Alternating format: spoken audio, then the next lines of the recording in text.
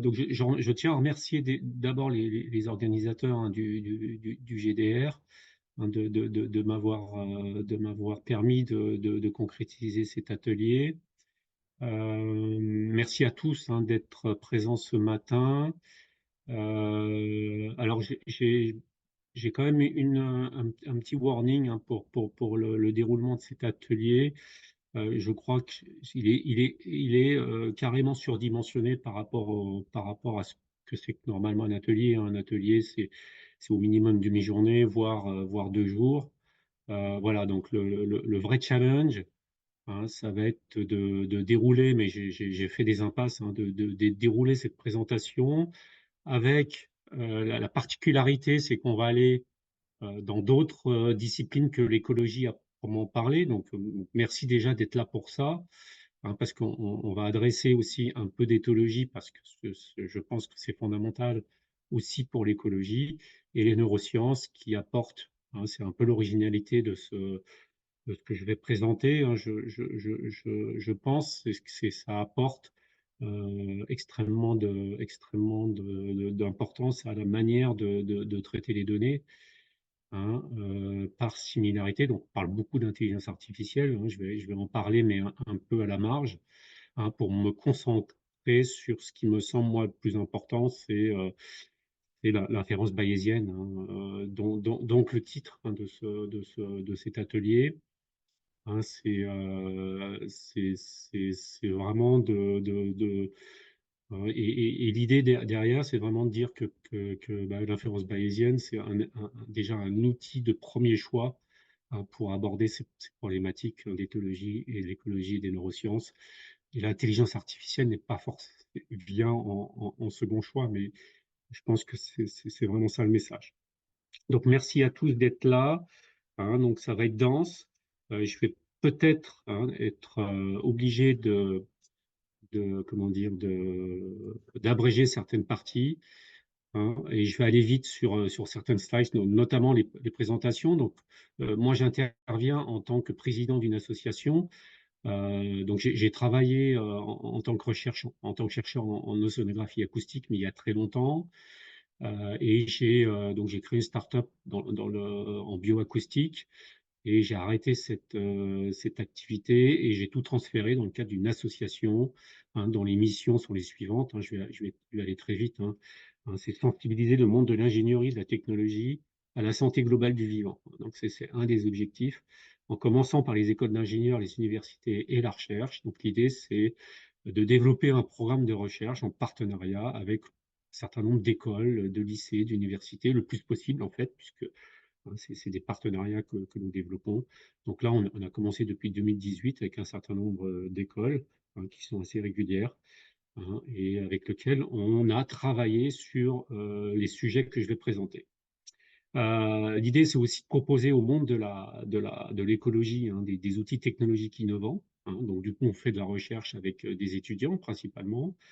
L'idée, c'est quand même de proposer des outils, de faire en sorte que ce qu'on développe ait un intérêt potentiel. Donc l'idée, hein, de la présentation d'aujourd'hui, c'est plus ou moins de valider ce que je vais vous raconter, hein, comme dispositif intéressant pour vous, les écologues, hein. Et on veut associer des citoyens dans ce projet associatif, notamment dans tout ce qui est sciences participatives, hein. Et l'idée, c'est l'axe clé, c'est quand même l'acoustique, hein. C'est de se mettre à l'écoute du vivant, c'est d'écouter la faune, hein, lorsqu'elle parle, bien sûr, hein. Donc ça va concerner tout le bon nombre d'espèces, hein, et bon nombre de technologies basées sur des capteurs acoustiques, et dans l'idée aussi de se focaliser sur ce qu'est l'intelligence animale.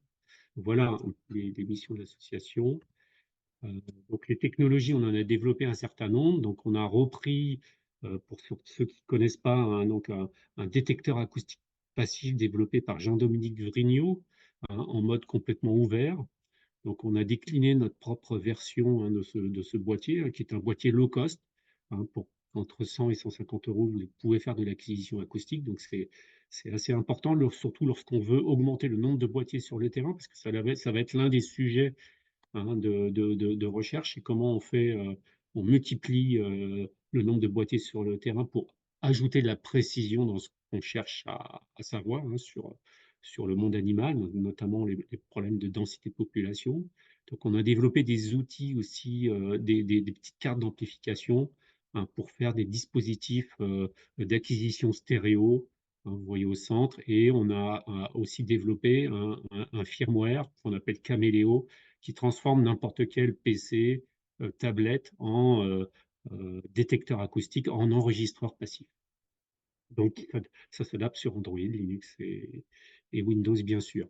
Donc voilà un peu l'émission. Donc on a un premier chantier, donc qui lui et qui s'est lancé, qui s'est lancé l'année dernière, hein, qui est je dirais un véritable problème écologique, puisque on s'attaque à un problème concret, hein, sur une espèce, hein, qui est une espèce un peu emblématique pour nous, hein, pour l'association, mais aussi pour ce qu'on appelle les espèces de chauves-souris, hein. Donc c'est on s'attaque au problème de la grande noctule et à l'estimation des densités de population, hein, sachant qu'on part de très loin. Donc j'ai fait un petit résumé de ce qu'on savait, hein. Donc j'ai repris un peu des cartes, ce qu'on appelle des cartes de répartition. Donc on ne parle pas de densité, hein, on parle de répartition. Donc on fait la synthèse des contacts qui ont été enregistrés. Donc c'est souvent du contact auditif, ça peut être du contact visuel, mais voilà. En 1989, en France, on avait quelques contacts, hein, de la grande noctule. En 2003, donc on n'en a pas eu beaucoup. On a eu la Corse. En 2012, ça s'est un peu amélioré, hein. Et donc voilà, mais le problème, hein, c'est comment passer de ces cartes de contact à des vraies cartes de densité de population. Donc ça, c'est un des challenges, hein, sachant qu'on est plutôt aujourd'hui sur de l'activité d'écoute un peu opportuniste, hein, liée à des fonds dédiés régionalement, hein, à des campagnes d'études, hein, d'échiroptères, hein, avec le muséum et la SFEPM qui rassemble toutes les données pour en faire des cartographies. Donc les estimations récentes,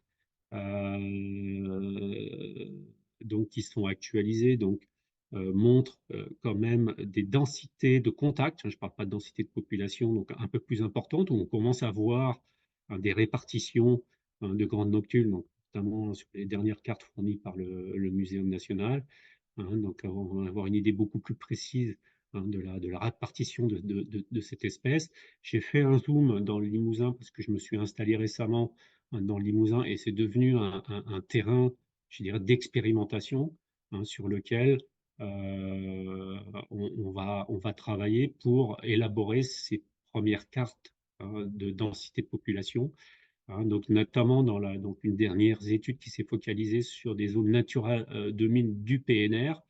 Hein. Donc on a quelques contacts, hein, quelques zones de contact qui ont été répertoriées, mais sans plus de détails sur une densité à l'échelle qui représente un travail. Il faut savoir que ça représente un travail monstrueux au regard des moyens qu'il faut développer, même à l'échelle d'un PNR, hein. Donc, euh, donc on essaye, voilà, de développer, hein, cette méthodologie dont je vais vous présenter les détails dans le cadre de cet atelier.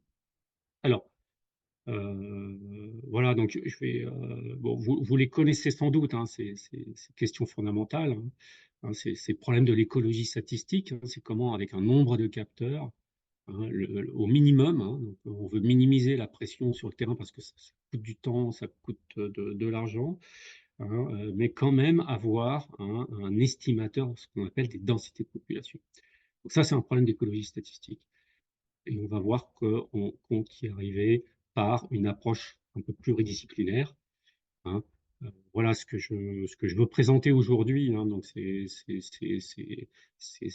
ça, hein. C'est vraiment en quoi l'approche bayésienne, hein, que je pratique moi depuis très longtemps, hein, puisque j'étais chercheur à un moment donné, j'ai beaucoup utilisé cette formule, hein, c'est ce qu'on appelle cette règle de Bayes, hein, qui va permettre de comprendre une partie du fonctionnement du cerveau humain. Je pense que c'est une bonne manière, hein, de présenter c'est très fondamental, hein, c'est de partir, hein, des travaux très récents, hein, qui se font sur le cerveau humain.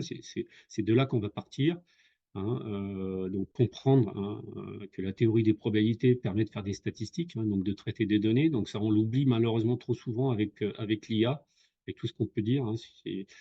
On a quand même, hein, la théorie des probabilités fournit des outils pour traiter des données, hein, faut quand même pas l'oublier, et pour prendre des décisions basées sur des données. C'est important. Dès qu'on veut prendre des décisions, si on n'a pas de proba derrière, c'est compliqué pour en garantir la robustesse.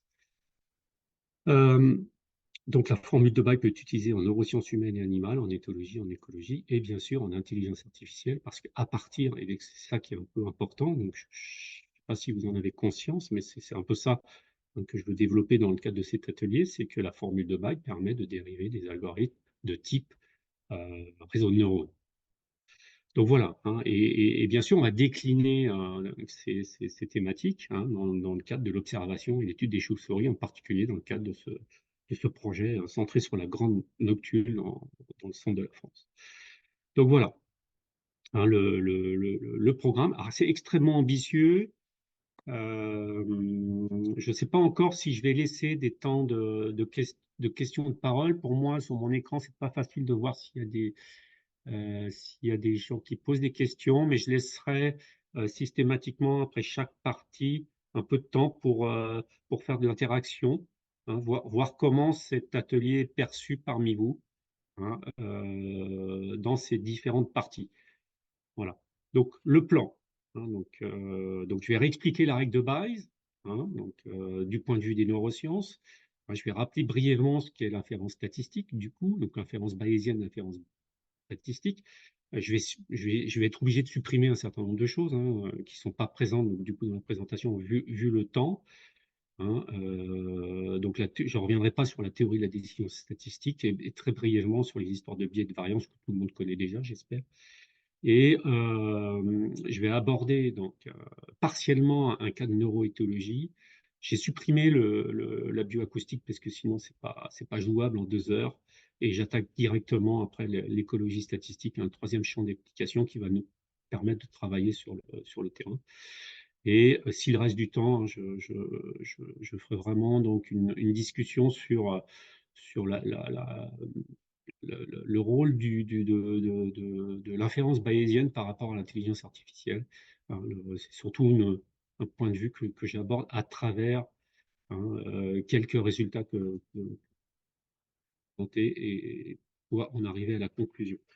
Donc, il est déjà 9h25, hein, et j'ai une grosse introduction, hein, je vais y passer du temps, mais je pense qu'elle est importante et je verrai comment ça se passe, comment le temps se déroule, hein, pour aborder le cas d'usage en neuroéthologie et le cas d'usage en écologie statistique. Je risque d'abréger pour quand même passer du temps en écologie statistique parce que c'est ce qui vous intéresse le plus, hein, j'imagine. Donc voilà un peu le plan de cet atelier. Voilà, alors je commence l'introduction. Donc si vous avez déjà des questions, je peux éventuellement répondre. Est-ce que c'est clair pour tout le monde?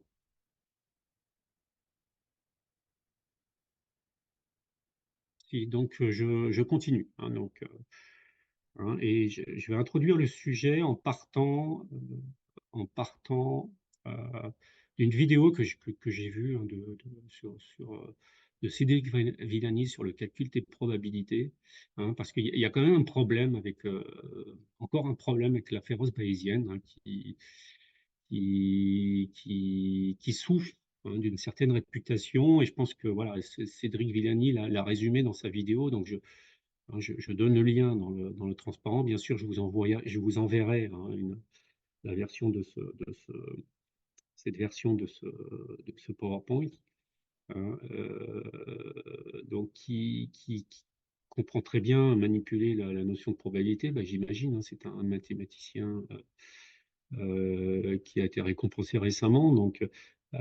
Mais il y a quand même des gros problèmes de compréhension sur l'inférence statistique et en particulier sur l'inférence bayésienne, hein. Donc, il donne trois visions. Donc, la première vision, qui est une vision un peu animiste sur les objets. Donc, je la comprends pas trop, cette vision-là. Donc, je préfère passer. Par contre, il y a une vision fréquentiste, qui dit que pour faire pour manipuler des probabilités, il faut répéter l'expérience bon nombre de fois. Et il y a une vision purement bayésienne, qui dit que la probabilité est une mesure de notre connaissance-ignorance. Donc là, et qu'il y a une controverse qui existe toujours à travers ces trois visions. Moi, je pense que cette controverse ne devrait pas exister. Ce que je vais essayer de présenter ici, c'est que comment finalement la vision fréquentiste et la vision informationnelle, donc, qui vient de la théorie de l'information, se mélangent d'une manière complètement, je dirais, optimale. Il ne doit pas y avoir, il ne doit plus y avoir de controverse entre la vision fréquentiste et la vision bayésienne. Voilà. Alors, pour commencer, pour s'échauffer ce lundi matin, donc j'ai prévu un exercice mental justement pour aborder la règle de Bayes d'un point de vue cérébral. Donc là, je vous demanderai d'interagir, bien sûr, en faisant des réponses sur le chat. Donc, j'espère que vous n'êtes pas déjà endormi. Donc, l'idée, c'est un peu de se réveiller à travers ces exercices. Et je vais vous demander de prendre des décisions de manière intuitive, et de laisser tomber votre cerveau de scientifique qui peut éventuellement vous demander à faire des calculs, notamment probabilistes, avant de répondre à la question. Alors, c'est quoi ces exercices? C'est basé sur un réflexe primitif. On parlerait de cerveau reptilien ou de striatum, une partie du cerveau qui résonne pour voilà, combler des besoins vitaux, notamment l'alimentation. Je vais vous présenter des cas, des boîtes, carrées et rondes, en proportion pas forcément égale, et dans lequel il y a un aliment comestible. Donc, moi, je suis parti d'une cacahuète pour représenter les choses. Vous pouvez prendre ce que vous voulez. L'idée, c'est qu'à un moment donné, je vous donne une information et vous avez 5 secondes max pour prendre votre décision. Donc, ça va vous demander d'interagir. Vous choisissez entre une boîte ronde et une boîte carrée, pour avoir cet aliment, qui est comestible. Donc, pas d'hésitation, il n'y a pas de non-choix possible. Il faut forcément choisir une boîte. Et nous allons partir de cet exemple pour voir comment fonctionne notre cerveau. Donc, premier échauffement, donc, il n'y a aucune information, vous ne disposez d'aucune information. Donc, vous savez qu'il y a potentiellement des boîtes carrées ou rondes qui sont remplies de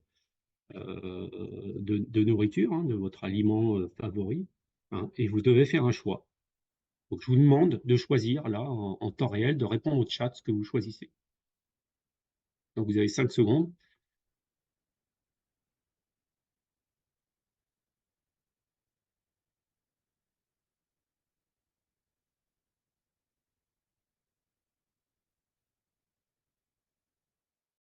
Alors, OK, merci pour les réponses, merci pour l'interactivité.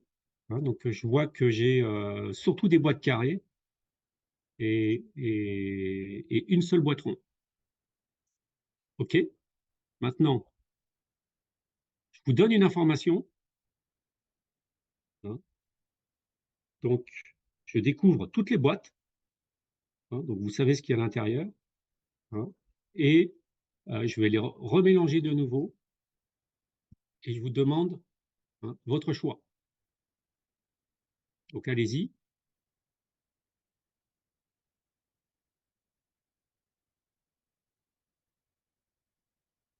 OK, voilà. Cette fois-ci, hein, troisième échauffement, je vous montre toutes les boîtes qui contiennent une cacahuète. Sur l'ensemble des boîtes, sur l'ensemble de la situation. Attention, il y a une nouvelle configuration, mais je vous montre toutes les boîtes qui contiennent une cacahuète.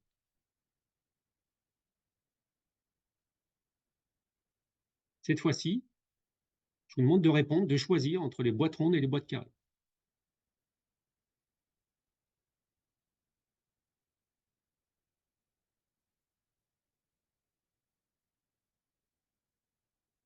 OK. Voilà, donc le bilan, hein, si je fais un petit bilan rapidement pour mémoriser le résultat, hein, ce que je vois apparaître dans le chat, c'est que le premier cas, vous n'avez pas d'information, bon, il y a majoritairement des boîtes carrées, mais il y a une boîte ronde, hein. Je me demande pourquoi vous avez choisi des boîtes carrées, hein.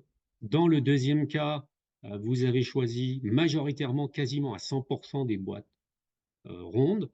Et dans ce dernier cas, vous avez choisi des boîtes carrées. Je sens que notre cerveau est quand même, enfin vos cerveaux sont quand même bien influencés, hein, par euh, votre connaissance déjà du sujet, hein, sur le bayésianisme. Donc maintenant, hein, ce qui est intéressant, donc, j'ai fait une expérience ce qu'on appelle neurosciences cognitives, hein. Je vous ai fourni une information, vous avez décidé quelque chose, hein, donc le résultat est assez clair, hein, donc on va essayer de passer à une interprétation, hein, un exercice de modélisation scientifique, hein, du cerveau humain, hein, et ça va passer par la règle de Bayes. Hein. Aujourd'hui, hein, donc il y a un premier postulat, si vous avez choisi une boîte, hein, vous avez une forme de boîte, hein, vous avez bien sûr choisi la forme de boîte qui fournit le maximum de chances, hein, d'avoir de la nourriture, donc une récompense, une cacahuète donc moi j'aurais dit que dans le premier cas, vous n'avez pas d'information, donc je m'attendais plutôt à une proportion égale ou pas de boîtes rondes ou de boîtes carrées.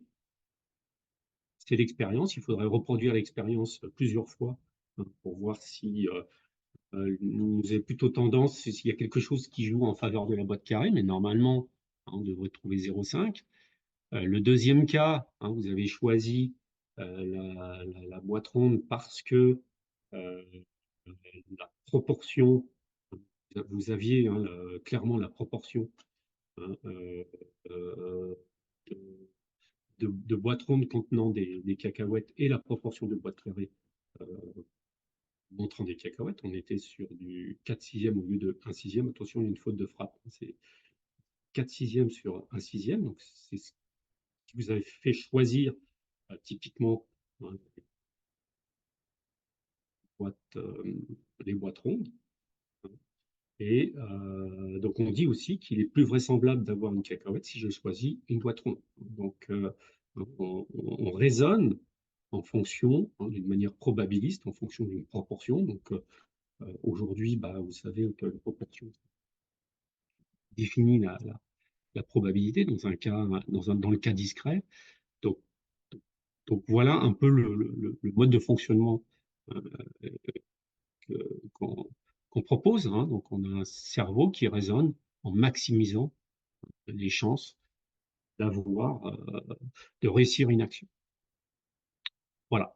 Dans le troisième cas, il est un peu plus compliqué, hein, puisque, hein, aujourd'hui, vous n'avez absolument pas, quand je vous présente ça, hein, ce résultat-là, vous avez ce qu'on appelle, hein, les probabilités inverses, hein. Donc, vous avez la probabilité, hein,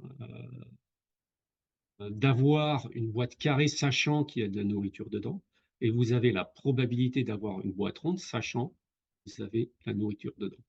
Donc, hein, et vous avez choisi, hein, la boîte carrée, alors que ces probabilités, hein, ici, ces proportions, hein, sont un quart et trois quarts, hein, et pourtant, donc,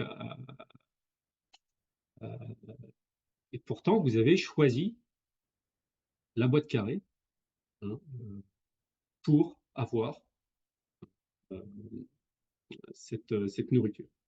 C'est là que, hein, hein, si,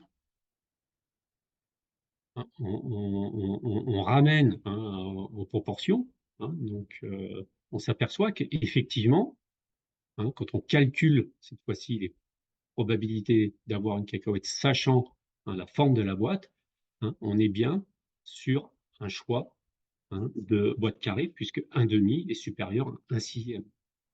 Donc, quelque part, vous n'avez pas eu cette information-là, mais votre cerveau a déduit qu'il fallait choisir une boîte carrée. Et la notion de proportion justifie, donc ce calcul mathématique justifie votre choix. C'est ça qui est important, c'est par rapport à l'information, qui est ce qu'on appelle une information indirecte, c'est une information inversée par rapport à la proportion d'avoir de la nourriture, sachant le format de la boîte. Ça vous a permis quand même de prendre une décision. Et c'est ce qu'on appelle effectivement le raisonnement bayésien, qui a particulièrement bien marché ce matin. Donc vous êtes particulièrement réveillé, merci. Et la démonstration en fait de ce passage d'une probabilité directe aux probabilités inverses, elle est un peu triviale. Alors je vais pas la réexpliciter, mais il faut en fait refaire le calcul de ces probabilités conditionnelles. En fait, j'ai fait apparaître des probabilités conditionnelles. Quand je raisonne en termes de proportion de cacahuètes, sachant le format de la boîte, c'est une probabilité conditionnelle. Et je ramène ces probabilités conditionnelles avec des probabilités sur l'ensemble des possibles, donc sur l'ensemble des boîtes. Et c'est comme ça que je fais apparaître des règles qui vont lier des probabilités conditionnelles aux probabilités totales, notamment d'avoir des cacahuètes sur l'ensemble des possibilités, et des probabilités conjointes d'avoir à la fois des cacahuètes et une boîte ronde sur l'ensemble des événements possibles. Et on lit de cette manière, donc avec ce rapport entre les probabilités conditionnelles et les probabilités totales, on lit, on tombe sur démonstration plus ou moins évidente, triviale, de la règle de Bayes, qui va vous permettre de passer de la probabilité euh, euh, d'avoir des cacahuètes sachant la boîte aux probabilités inverses, c'est-à-dire les probabilités hein, de, du format de la boîte sachant les cacahuètes. C'est bien ça la règle de Bayes. Et c'est une règle fondamentale, on appelle ça aussi théorème, mais qui se déduit trivialement de la définition des probabilités. Voilà. Alors, donc du coup, j'ai refait. Donc, si on fait ce calcul à partir de la règle de Bayes, c'est un peu moins évident, puisque l'idée, ça va être de comparer la probabilité, donc les proportions d'avoir de la nourriture, sachant les deux formats de boîte, et on obtient un score. D'après le calcul selon cette règle de Bayes, on voit que euh, il y a des éléments qui se simplifient, notamment les probabilités qui ne sont pas forcément simples à calculer mentalement. Donc ça disparaît donc, dans un critère de décision. Et on tombe sur une décision en faveur des boîtes carrées, car on a euh, un rapport, une différence de 10 quarts au lieu de 3,3 quarts. Et donc ça, c'est pas forcément facile à faire. C'est un exercice, c'est ça qui m'impressionne toujours. C'est un exercice calculatoire qui n'est pas forcément très simple.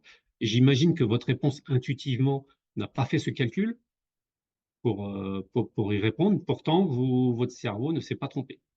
C'est ça que je trouve fascinant. hein.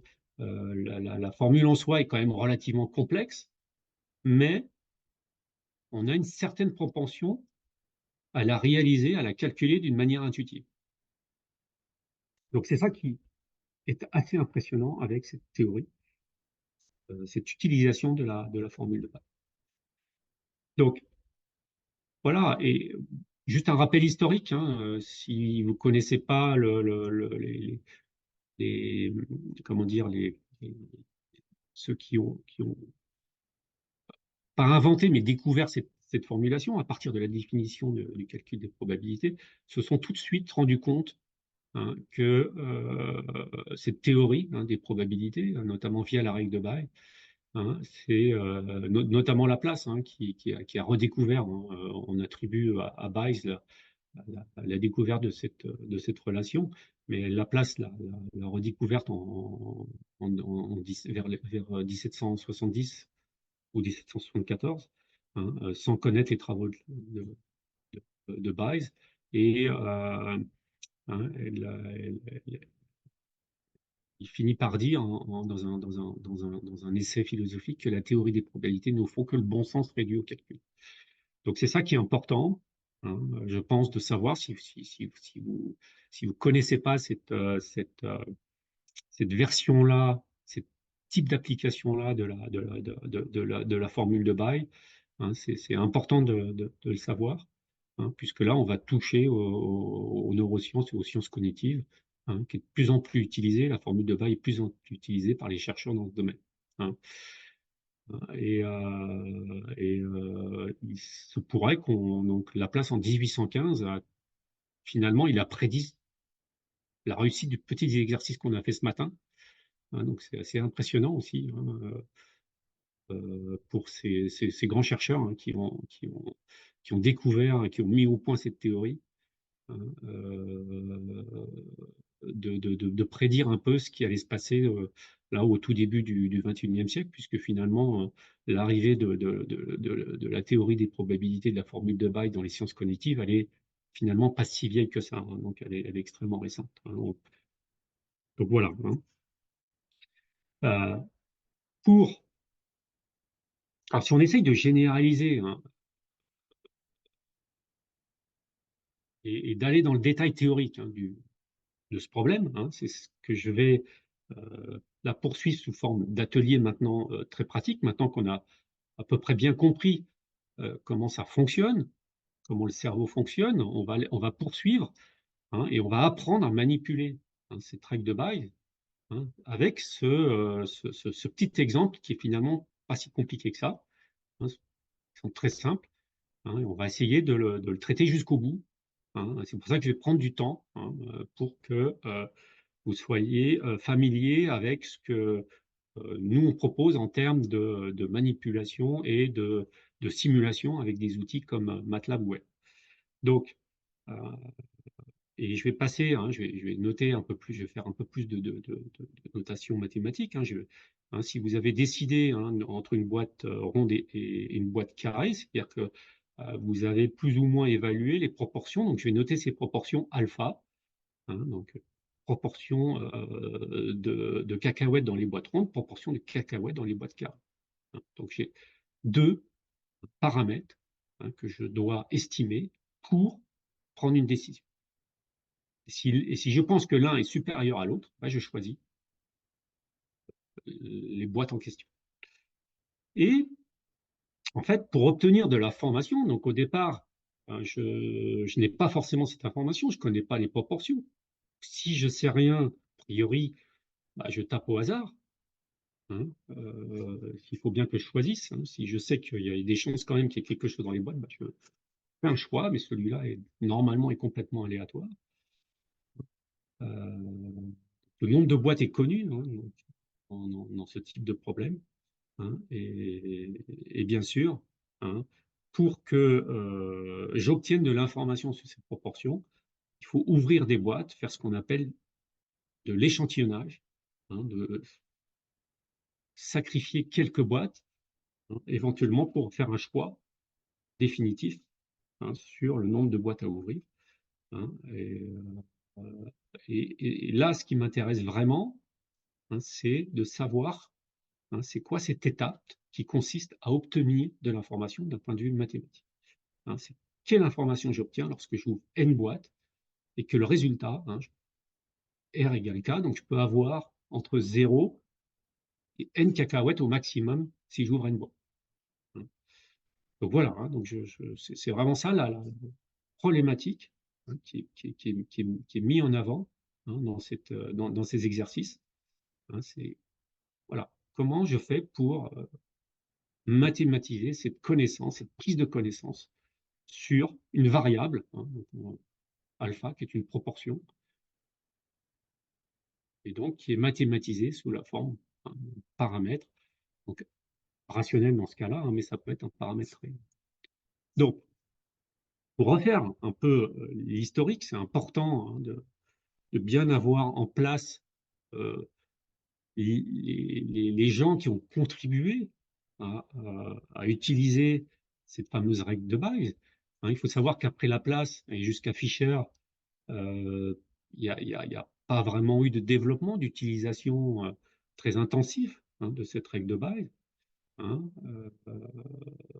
Une des raisons, hein, c'est parce que Fischer, hein, lui, a développé, hein, c'est certainement le statisticien du XXe siècle qui a développé les statistiques au début du XXe siècle. Hein, hein.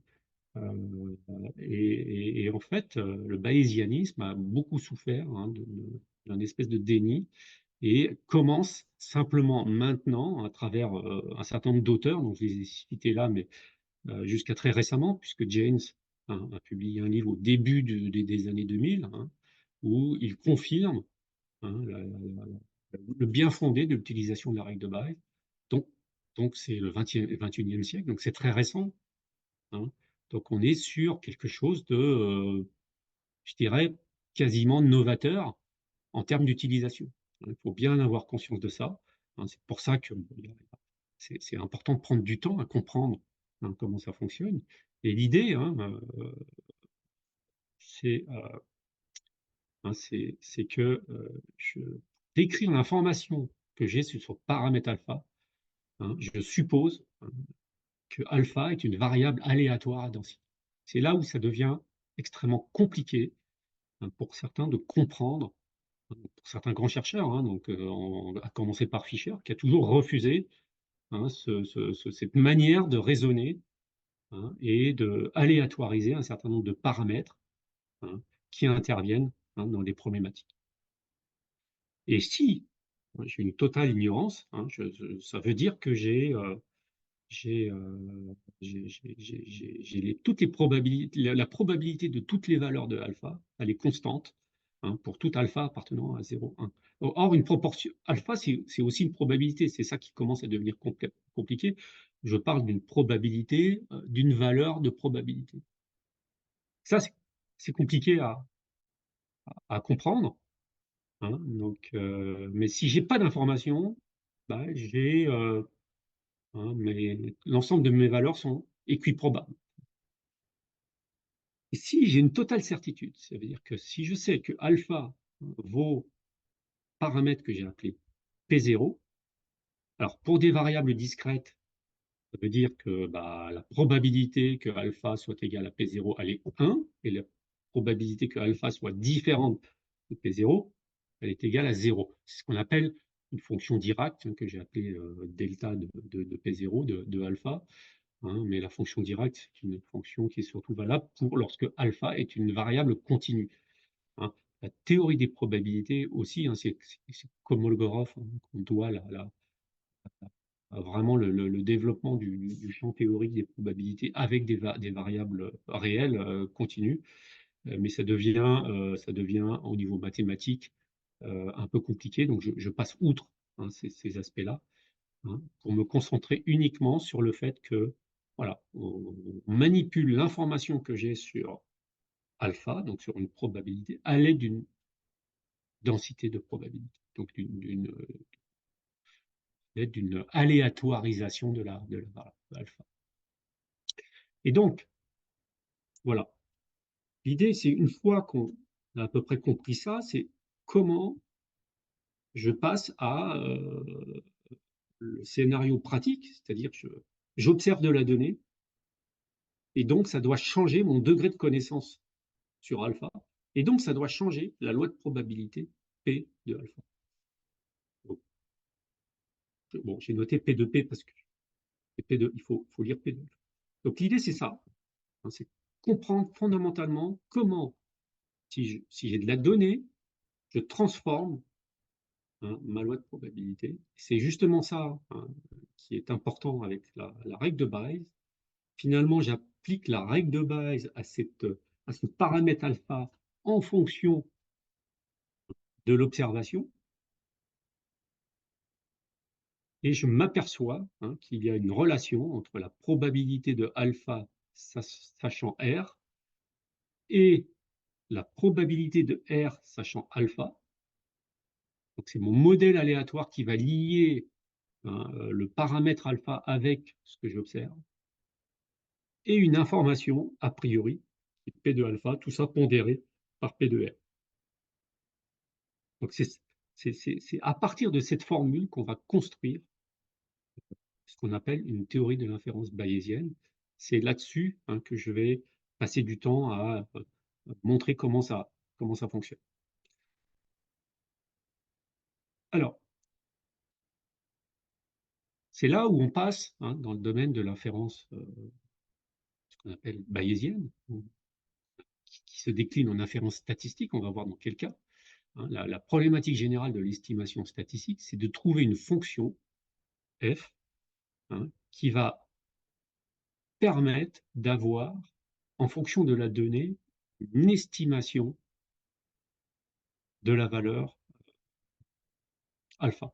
Donc j'essaye d'avoir une idée, à partir de scénarios d'observation, j'essaye d'avoir une idée de ma proportion. Alpha. Pour ça, j'utilise la règle de Bayes. Je sais qu'il y a une règle fondamentale qui consiste à lier des probabilités entre elles.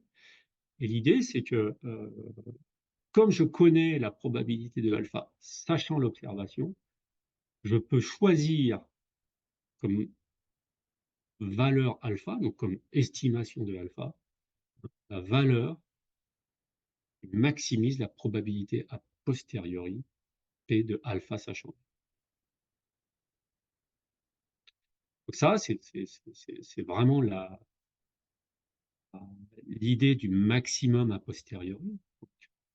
J'estime, à l'aide de la probabilité de alpha qui me donne une information, j'estime une valeur de alpha.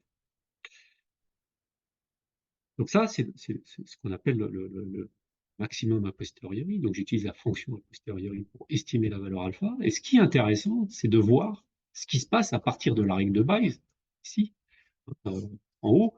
Qu'est-ce qui se passe finalement si je n'ai pas d'information?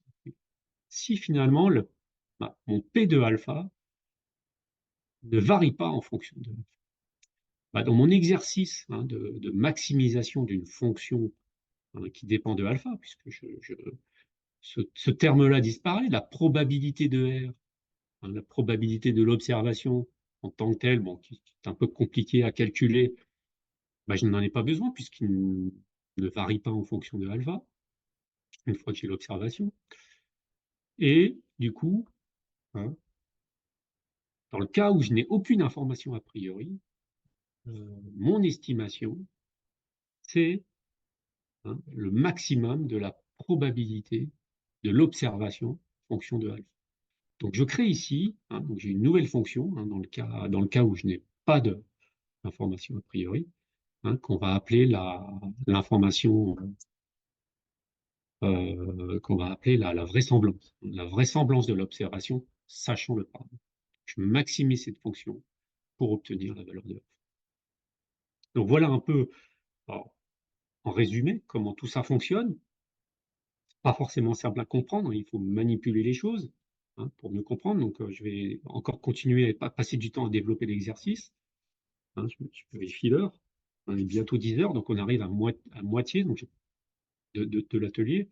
Donc Fisher, il a construit les statistiques à partir de la fonction de vraisemblance uniquement. Et il a fait un déni systématique des résultats issus de la formule 2. Donc il refusa d'incorporer d'informations a priori dans la fonction de vraisemblance qui est L de alpha. Donc dans notre exemple, et là j'aborde maintenant le cas concret. Je suis une stratégie d'observation, j'ouvre une boîte et j'observe R égale K. Je sais qu'il existe une loi qu'on appelle une loi hypergéométrique qui permet de relier l'observation en fonction du nombre de cacahuètes. Alors, le nombre de cacahuètes, est bien sûr proportionnel à la proportion. Si je divise par ce nombre de cacahuètes par le nombre total de boîtes, hein, j'ai ce paramètre alpha. Donc j'ai bien une relation qui lie là aléatoire, j'ai un modèle aléatoire qui lie, hein, le nombre de cacahuètes, donc la proportion de cacahuètes, hein, à ce que j'observe. Hein, c'est-à-dire, quand je fais une expérience, j'observe qu'à cacahuètes dans les N boîtes que je. Donc, dans ces cas-là, j'ai tout ce qu'il faut. Hein, j'ai une loi de probabilité, je peux travailler. Alors, donc, là, c'est. Ah, j'ai encore un. Ouais, j'ai un problème de slide, désolé. Donc, hein, je réécris les choses avec alpha pour que ça soit plus compréhensible, hein, cette fois-ci, hein, puisque alpha, c'est une proportion. Hein, donc, c'est le rapport de n, du nombre de cacahuètes sur le nombre total de boîtes. Hein, et j'ai ma fonction de vraisemblance, qui est une fonction de alpha. Voilà. Alors, cette fonction de vraisemblance, elle n'est pas forcément simple à calculer. Hein, donc, dans ce cas-là, j'ai pas de valeur théorique à vous proposer, hein, d'estimateur de alpha.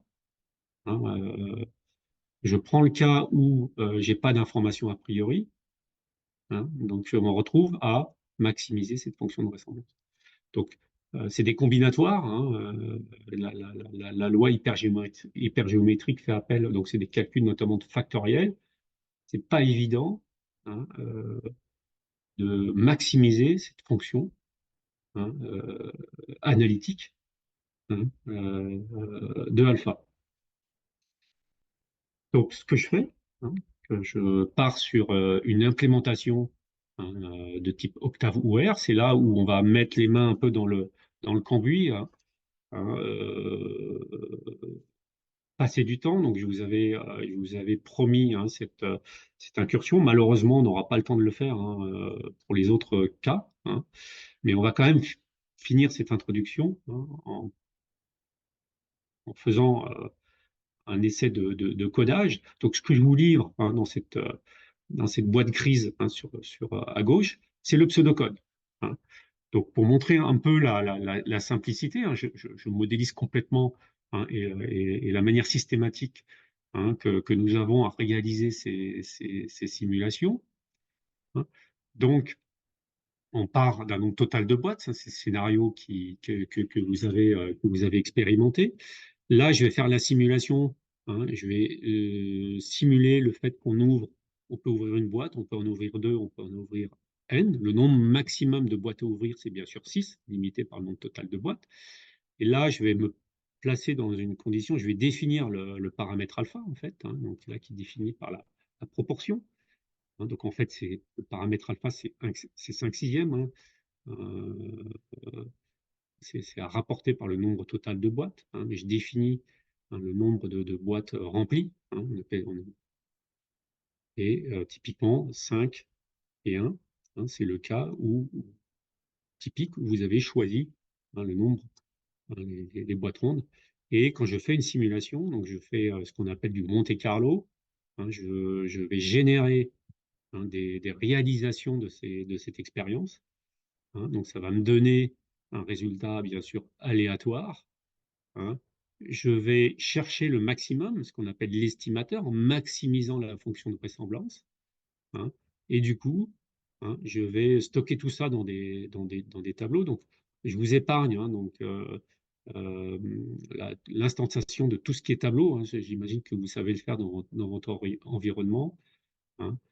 Et que, du coup, hein, dans le pseudocode que je vous propose, c'est simplement, hein, la boucle, hein, qui va vous permettre, hein, de faire ces, ces simulations. Alors, j'ai une erreur, hein, sur le NSimu. En fait, il faut dire NTrials.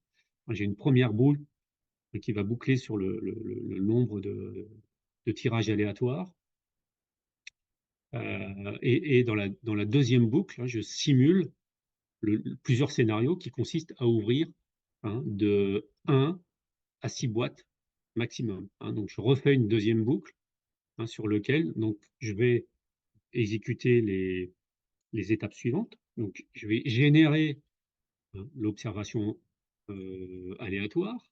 de ma densité liée à ma densité de probabilité hypergéométrique, que ce soit sous MATLAB, hein, vous voyez à gauche, j'ai fait une petite incursion dans les langages, hein, pour MATLAB ou R, le principe est vraiment le même, hein. Ça veut dire que aujourd'hui, moi, je travaille essentiellement avec des ingénieurs qui connaissent MATLAB et qui connaissent très peu R. J'imagine que vous connaissez surtout R. On voit que la syntaxe est vraiment très identique, hein, quasiment identique, sauf que bah, le nom des fonctions change, l'appel des paramètres peut changer, hein. Donc, quand je fais un tirage aléatoire, bah, je mets les paramètres de mon problème, hein, le nombre total de boîtes, la proportion et le nombre de boîtes que je vais ouvrir, hein. Pareil pour la version, hein, en R, sauf que la version en R, il y a le premier paramètre de la fonction R hyper, hein, qui est cette fonction de réalisation, hein, de la variable aléatoire hypergéométrique, hein. Vous pouvez générer l'ensemble des triages en un seul appel de fonction. Donc c'est un peu différent, hein. Par contre, hein, une fois que j'ai mon observation, je cherche à estimer, à simuler l'estimation. Donc je dois générer la fonction de vraisemblance, hein, qui est une fonction liée à la densité de probabilité, donc de la loi hypergéométrique. Donc ces fonctions, elles existent, que ce soit sous MATLAB ou R, de la même manière, hein.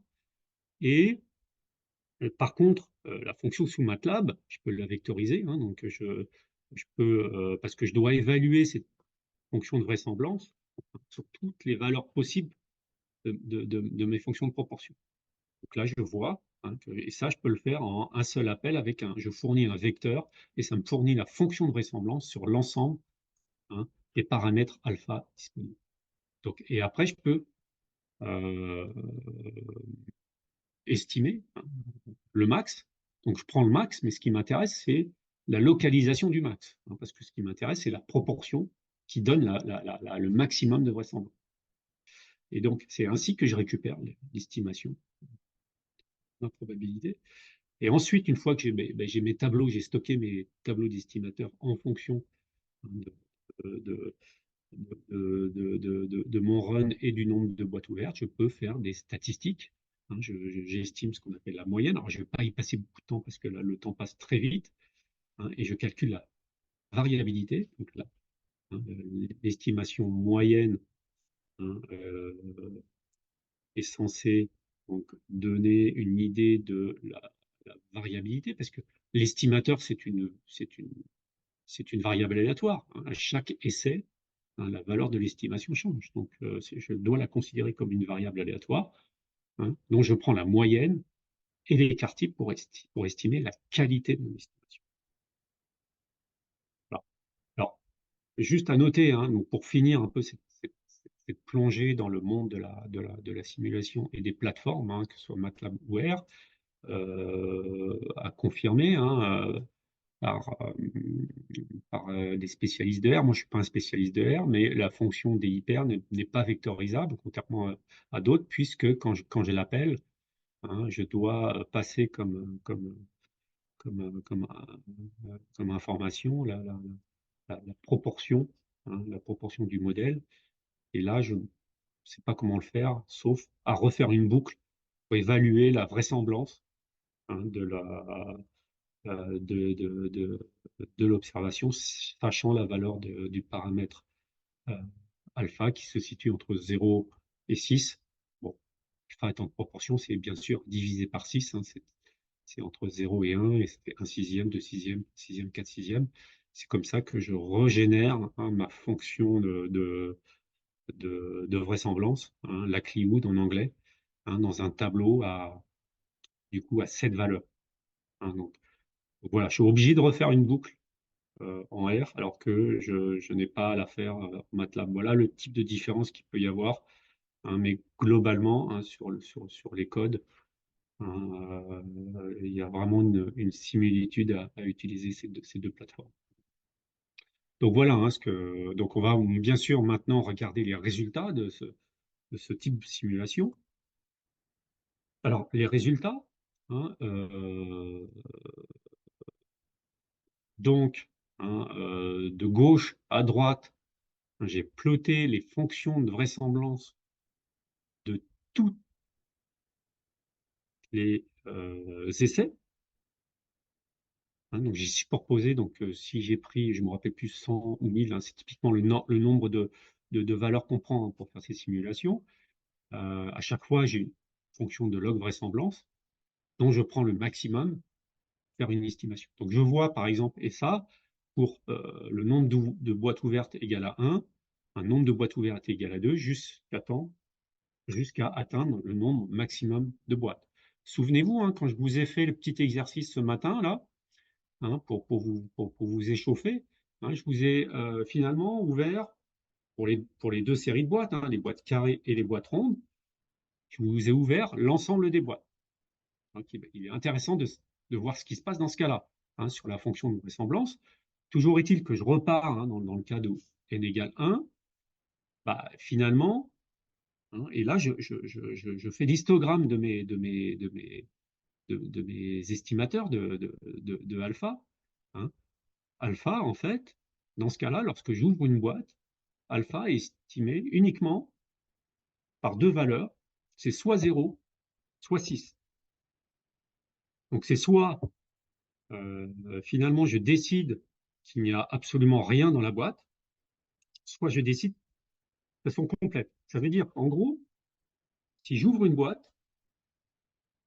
il y a deux cas possibles. Soit j'observe 0, et on voit la fonction de vraisemblance ici, qui part de 1, donc à gauche complètement, en haut à gauche, qui part de 1 et qui descend à 0. Ça veut dire que le maximum me donne forcément 0. Donc si j'observe 0, j'estime que il n'y a rien dans les boîtes. C'est ce que dit la théorie. Par contre, si j'observe une cacahuète, la théorie me dit, donc de l'inférence statistique, elle me dit, elles sont toutes pleines. C'est ça que ça veut dire. Je dois considérer qu'elles sont toutes pleines. Alors c'est assez étonnant, comme quand j'ai déroulé un peu cet exercice complètement, d'aller jusqu'au bout de l'exercice, c'est-à-dire que qui est censé reproduire le fonctionnement du cerveau, j'aboutis à ça. Et petit à petit, je vois comment alors je vais passer brièvement parce que je ne vais pas avoir le temps, je pourrais parler des heures sur tout ça. Là, le cas extrême, c'est-à-dire que lorsque j'ouvre 6 boîtes, j'ai des fonctions de vraisemblance qui sont identiques, et parce que j'ai 5 cacahuètes dans ces 6 boîtes, pour la simulation, je trouve une fonction de vraisemblance qui vaut 1 pour la valeur 5 et qui vaut 0 pour toute autre valeur. Donc j'estime une valeur exacte avec quasiment aucune variabilité. Donc voilà un peu je dirais là, j'ai vraiment déroulé tout le scénario à fond, jusqu'au bout, et j'ai vraiment cette manière de plotter les choses. Alors le plot, il est dans les scripts. Si les scripts vous intéressent, alors, ils sont en MATLAB malheureusement. Si vous voulez refaire l'atelier, il faudra refaire, mais je pense que ça sera relativement simple pour vous de le refaire, si vous êtes plus R. Mais c'est voilà, sous R, je trouve que faire des plots, c'est quand même extrêmement compliqué par rapport à MATLAB avec toutes les bonnes échelles, avec toutes les dimensions qui vont bien, avec toutes les légendes, etc., etc. Je ne peux absolument pas les faire sous R, donc c'est pour ça que malheureusement les scripts, ils sont sous MATLAB. Octave, c'est quand je parle de MATLAB Octave. Octave, c'est un clone open source de MATLAB. Vous pouvez vraiment le télécharger gratuitement et l'utiliser. C'est à peu près une interface à peu près identique à celle de RStudio. Donc voilà le résultat, assez parlant, il me semble. Et donc je peux finalement aussi plotter ce que j'appelle moi la valeur moyenne et ce qu'on appelle l'écart type, parce que j'ai fait un certain nombre de tirages. Donc je peux calculer cette valeur moyenne de l'estimation et l'écart type en fonction du nombre de boîtes que j'ouvre. Donc c'est ici en échelle Horizontal, ça va de 1 à 6. D'accord? Et je m'aperçois que plus j'ouvre le nombre de boîtes, hein, plus mon estimation est précise. Alors, il y a un problème de biais, hein, quelque part. Hein. Je vois ça lorsque bah, finalement on est bien, parce que la vraie valeur, hein, c'est 5. Hein, donc j'ai tiré une droite, hein, et les estimateurs, hein, sont au départ voilà, très mauvais, hein, mais finissent par converger et à être quasi déterministes lorsque j'ouvre complètement le nombre de boîtes.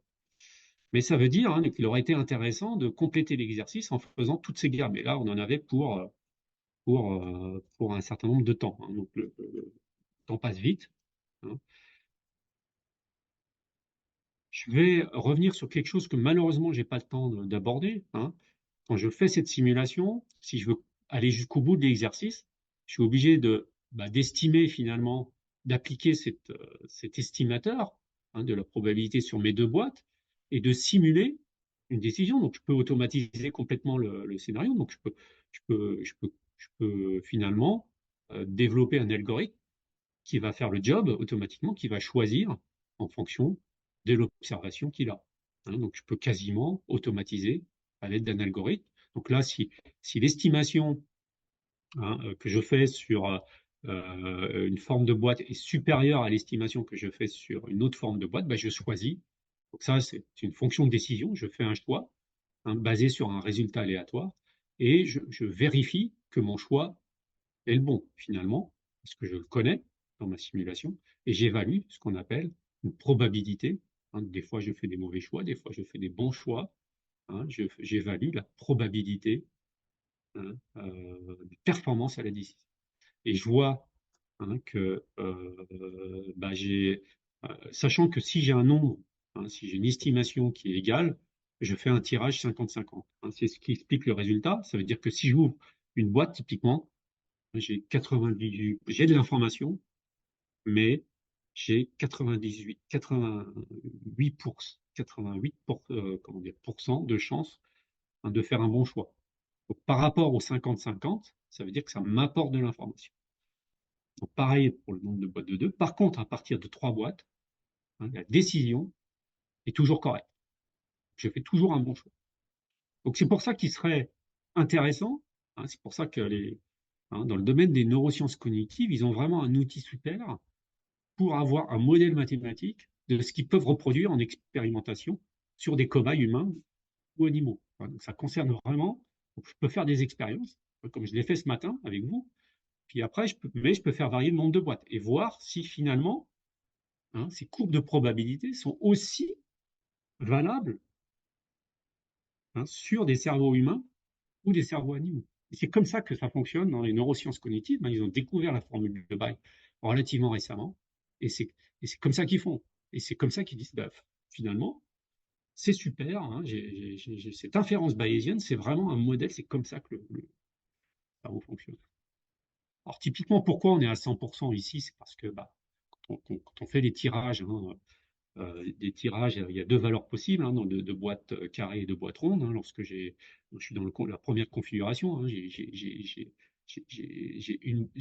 une boîte seulement pleine, hein, dans les boîtes carrées et 5 boîtes pleines dans les boîtes rondes. Bah, je peux avoir, si je tire 3 boîtes, hein, j'ai que ces deux résultats. Ces deux résultats penchent en faveur du choix d'une manière quasi certaine. Donc voilà, hein,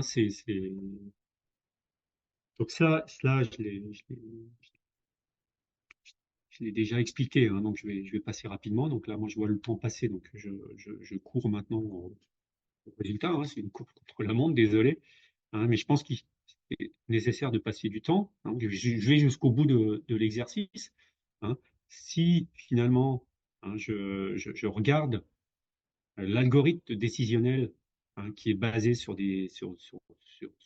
une estimation, une maximisation de la log de vraisemblance, hein, je m'aperçois, hein, que j'ai un algorithme très simple, sous forme neuronale, que je peux décrire sous forme neuronale. Là, vous reconnaissez un neurone élémentaire dans lequel j'ai deux entrées. Hein, j'ai le nombre d'observations, hein, sur les boîtes carrées. j'ai le nombre d'observations sur les boîtes rondes, hein.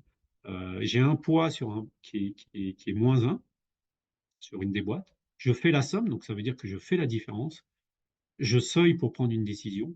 Donc là, j'ai mon neurone élémentaire, hein, qui est capable de reproduire complètement ce choix, décision que vous faites dans votre cerveau. Donc a priori, ça prend qu'un neurone. Et le neurone est simple. Donc on en a des milliards dans le cerveau. Donc voilà comment fonctionnent finalement, hein, les neurosciences. Hein, c'est d'aller, et notamment la partie physiologique. Donc déjà, bon, je peux vérifier avec les performances que ça rejoint bien les performances humaines.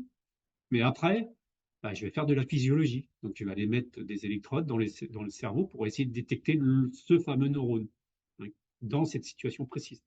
Donc je fais travailler le cerveau dans la configuration où vous étiez ce matin. Par contre, j'ai une électrode sur un neurone et j'essaye de trouver le neurone qui fait l'exercice.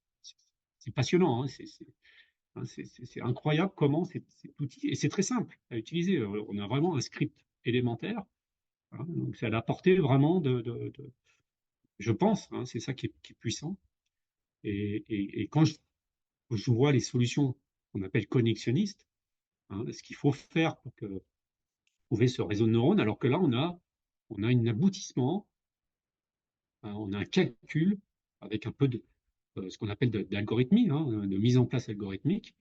Hein, j'ai une solution triviale, neuronale, qui consiste à reproduire ce qui se passe dans le cerveau. Donc voilà, hein,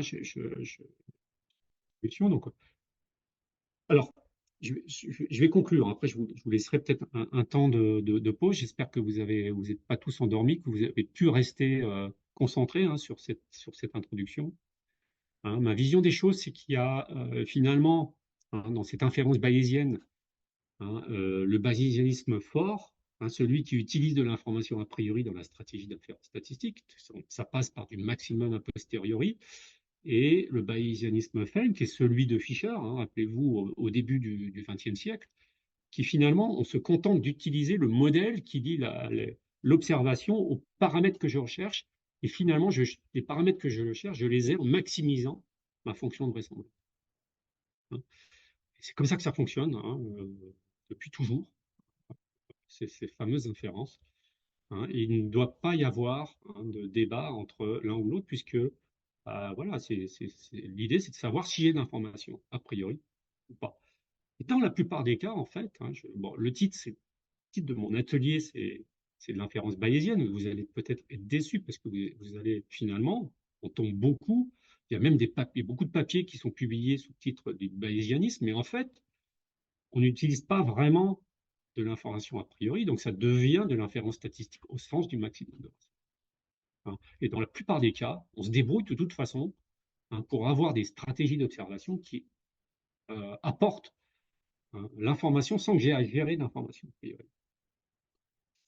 Donc voilà un peu la conclusion de cette première partie. Donc je vous donne un certain nombre de livres qui sont extrêmement intéressants à lire, hein, sur le bayésianisme. Hein, je m'en suis nourri, hein, et c'est des livres de chevet quasiment. Hein, donc là, je passe rapidement, mais ne passez pas à côté, hein, si vraiment, hein, cette approche, hein, de la règle de Bayes, hein, du point de vue des neurosciences telles que je vous l'ai proposé ce matin vous intéresse, n'hésitez pas à aller voir les leçons de Stanislas Dehaene. Hein, il parle, lui, de révolution bayésienne en sciences cognitives, ça date de 2012, donc c'est quasiment hier. N'hésitez pas à voir et revoir, hein, les conférences qu'il a fait au Collège de France, hein, et qui il passe beaucoup plus de temps à expliquer tout ça, et c'est passionnant. Donc voilà, euh, je vous laisse. Hein, j'en ai fini pour mon introduction, donc maintenant je vais devoir sprinter, hein, pour les autres parties, mais ça va aller plus vite.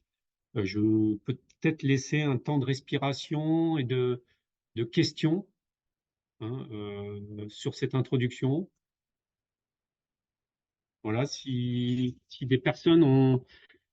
Je propose qu'on ne fasse pas de pause. Hein. De toute façon, ça s'arrête à 11 heures, je crois, pour aller au déjeuner, malheureusement. Hein. Je propose qu'on ne fasse pas de pause. Hein, de toute façon, pour ceux qui sont chez eux, je pense ils ont dû prendre un café ou un thé. C'est comme moi, j'ai ma tasse à côté, donc c'est pratique. Mais voilà, hein, si... Didier, je demande juste s'il y a des questions dans.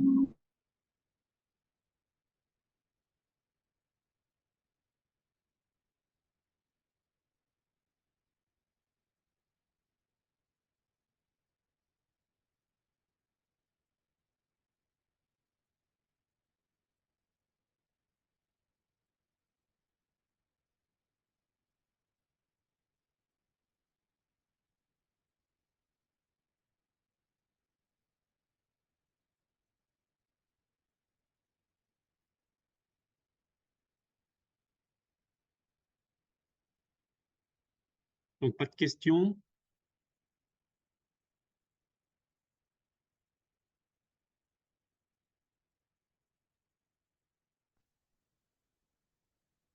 Je crois que Ah, si tu arrives à accéder au chat, Didier, il oui, y a oui, des questions si, qui si, sont il y a des questions. Ouais. On ne prend pas une loi binomiale dans ce cas, car il y a bien un nombre. Alors, il y a la. Non, non, non, car il y a un nombre. Oui, oui, c'est ça. Hein. Donc, il y a un nombre de boîtes fixes. Donc, la loi binomiale. Alors, il y a la loi de Bernoulli, c'est pile ou face. Hein. Loi de Bernoulli, c'est pile ou face. Hein. Je fais un seul tirage. Hein. Donc, il n'y a pas question de remettre de boîte ou pas, puisque j'en fais qu'une. Il y a la loi binomiale, c'est quand je remets. Hein, je referme la boîte et je reprends au hasard. Donc, on est dans une loi binomiale. Par contre, lorsque je prends n boîtes, on est sur la loi hypergéométrique. Hein, donc, on est d'accord avec ça. Hein. Alors, j'essaie de voir le chat. Donc, c'est la dernière question est-ce que tu peux expliquer ce que sont les neurones dans ce contexte? Je n'arrive pas à comprendre la transition entre les proportions et les neurones. Alors, c'est une très bonne question. Malheureusement, j'aurais pas le temps de développer parce que c'est extrêmement dense. Hein. La thématique est extrêmement dense. Là, le neurone, je me suis concentré sur la maximisation, donc j'ai perdu la notion de probabilité. Et donc, finalement, moi, je pars d'un résultat, hein, et je prends une décision à partir de ce que je constate sur l'algorithme, hein, en prenant tous les cas possibles. Donc, si j'observe 0 dans chaque série de boîtes, hein, j'ai un tirage à 50-50. Alors, le tirage à 50-50, il n'est pas modélisé dans ce neurone. Je peux très bien rajouter une entrée avec un générateur de bruit aléatoire qui va me aboutir à une décision dans la plupart des cas, surtout lorsque la différence est nulle. Hein. Là, la différence est nulle. Euh, et ça correspond un peu à un embarras. Euh, Finalement, je suis un peu déçu, j'ai pas d'informations, j'ai fait un tirage, j'ai pas d'informations.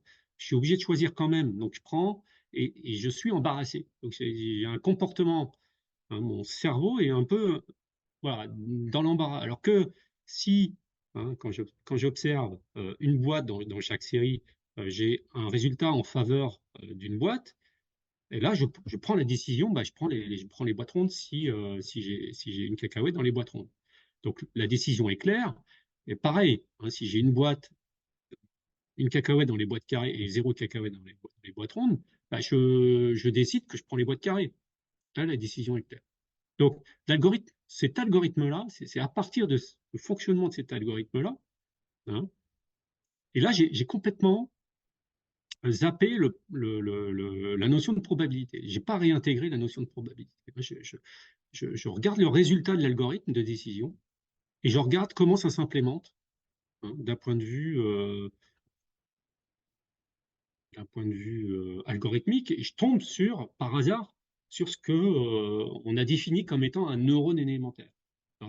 C'est juste ça ce que je veux dire là dans cet exercice, et j'ai complètement zappé la notion de probabilité, comme l'ont fait d'ailleurs tous les connexionnistes. Hein, la solution connexionniste, hein, et là je reviens dessus ici, la solution connexionniste, ça serait de prendre un réseau de neurones tel qu'il en existe maintenant des centaines. Alors, le problème, c'est quel réseau de neurones je choisis, du deep learning, pas deep learning, enfin, bref, problème de choix.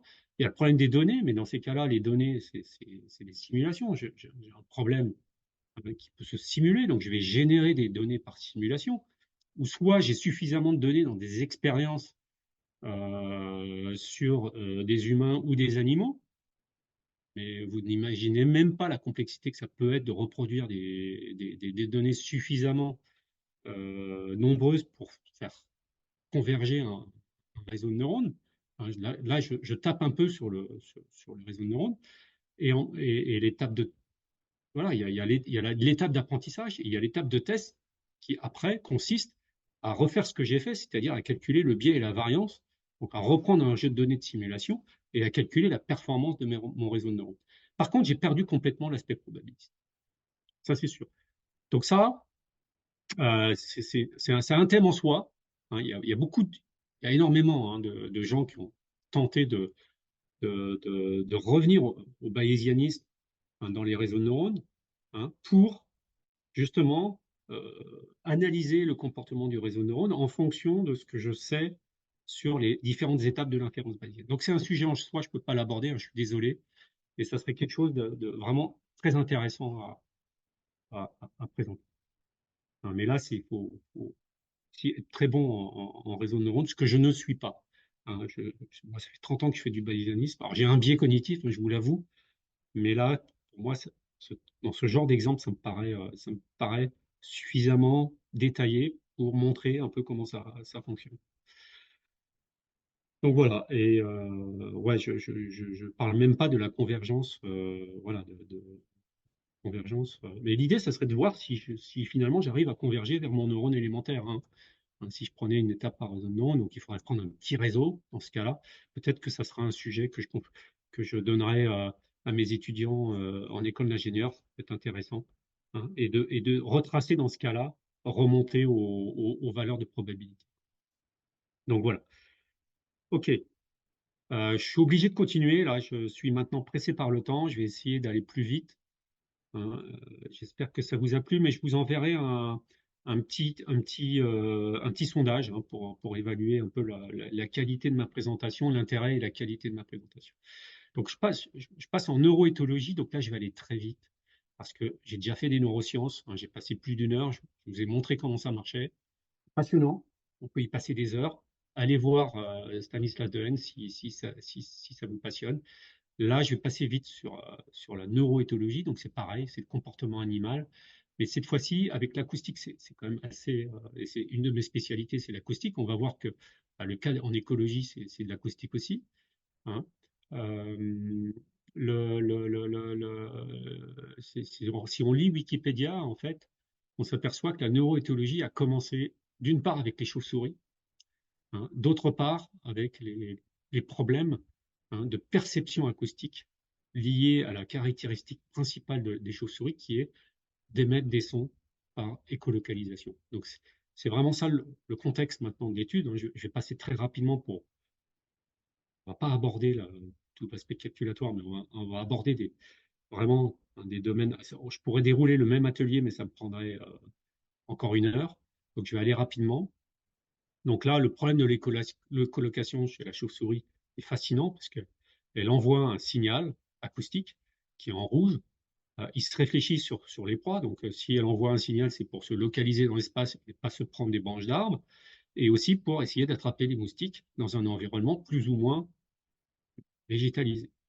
Donc, elle envoie un écho et ce qu'elle reçoit sur ses oreilles, hein, ici en bas à droite, bah, c'est d'abord l'écho qu'elle a transmis, peut-être atténué, hein, elle s'entend parler, voilà, elle s'entend émettre un signal, qui est un signal très bref, hein, c'est vraiment un pulse très court.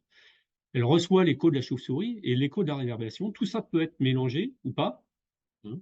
Euh, l'écho primaire, hein, il y a un dispositif qui permet de l'atténuer, hein, physiologique, je passe des détails, mais en tout cas, elle reçoit bien un écho qui revient dans ses oreilles, qui est dû au moustique. Hein. Ça c'est aussi assez incroyable. Hein. J'ai jamais réussi à le reproduire d'un point de vue expérimental. expérimental, et bien sûr l'arbre qui apporte tout ce qu'on appelle la réverbération dans l'environnement. Ça, on sait le reproduire. Par contre, le moustique, c'est nettement plus compliqué. Donc c'est ça le cas d'étude. Donc pareil, hein, des gens qui travaillent sur le sujet, il y en a pas mal, il y a énormément de publications. On peut aborder le problème sur une oreille déjà, sur deux oreilles. Voilà, je pourrais dérouler un atelier pour chaque. Je passe là-dessus, je vais me concentrer sur ce qui se passe sur une oreille et d'un point de vue acoustique. Voilà. Alors, la modélisation du signal, je vais sauter des transparents, hein, c'est parce que là, maintenant, je suis dans le rush. Hein, je vais prendre ce qui est important. Le modèle du signal, hein, ici, hein, c'est un modèle classique, hein, pour ceux qui font du traitement du signal acoustique. J'ai une observation, hein, qui est égale à une amplitude avec une version du signal qui est décalée d'un retard taux. C'est comme ça qu'on écrit et auquel on ajoute du bruit, parce qu'il y a toujours du bruit dans le signal acoustique. Donc ça, c'est version temporelle, et je prends une portion de signal, d'accord, hein. Donc mon observation, alors un signal, je le numérise. La numérisation, ça dépend de la fréquence, d'échantillonnage, etc. Typiquement, chez les chauves-souris, ça peut me faire 300, si j'échantillonne à 384 kHz, ça fait une seconde, si je synthétise en une seconde de signal, ça me fait 384 000 échantillons. Donc là, on commence à avoir de la donnée, des quantités de données énormes, hein, pour poser le problème et résoudre le problème, hein, sachant que j'ai deux inconnus, hein, dans cette situation-là. J'ai deux paramètres, un paramètre d'atténuation, parce que le signal se propageant revient aussi atténué. Donc, je connais le signal que j'émets, donc la chauve-souris dans le cerveau, elle sait ce qu'elle a émis. Nous, pas forcément en tant qu'observateur, mais les chauves-souris, je suppose qu'elles connaissent le signal qu'elle a émis. Par contre, elle reçoit une copie décalée dans le temps, hein, et c'est ce temps de retard qui va l'informer sur la distance de l'obstacle. Par contre, il est atténué, donc je suis obligé d'avoir un autre paramètre qui est un paramètre d'amplitude. Il y a une atténuation de mon signal. Donc j'ai deux paramètres. Tout ça, je numérise et je mets tout ça dans des vecteurs, c'est-à-dire que je passe en notation matricielle. Alors je vous passe les détails si ça vous intéresse et si vous êtes à l'aise avec ça, hein, notamment avec une loi de probabilité cette fois-ci. C'est une loi de probabilité multidimensionnelle qui est gaussienne. Donc là, ce qui est important, c'est ça, hein, c'est bien sûr cette loi de probabilité. La notation, malheureusement, elle devient algébrique, hein. Je peux avoir des bruits qui sont multidimensionnels, des variables aléatoires qui sont multidimensionnelles, hein, et je suis obligé de travailler avec ça quand je fais du traitement du signal.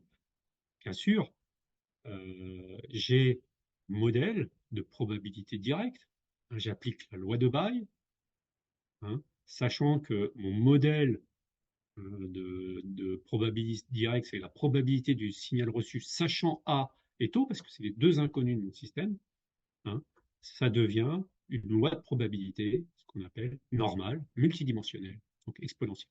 Donc, et en plus, c'est la plus simple à résoudre, hein. Donc, je vais passer les détails. Lorsque vous travaillez avec des modèles gaussiens, c'est les plus simples à résoudre. Donc, vous calculez une log vraisemblance, je passe les détails aussi, hein, donc, et donc vous avez toujours en notation matricielle. Pourquoi vous prenez le log? C'est pour faire disparaître l'exponentielle. Pour prendre le maximum, c'est beaucoup plus pratique, hein. On travaille généralement avec une log vraisemblance, ce qu'on n'a pas fait précédemment.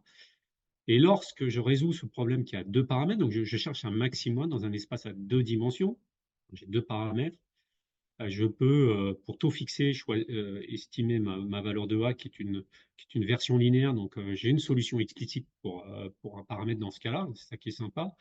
La solution explicite, je la réinjecte dans le log de vraisemblance et je me retrouve à estimer une valeur de taux uniquement avec une fonction de taux. Je fais disparaître l'amplitude.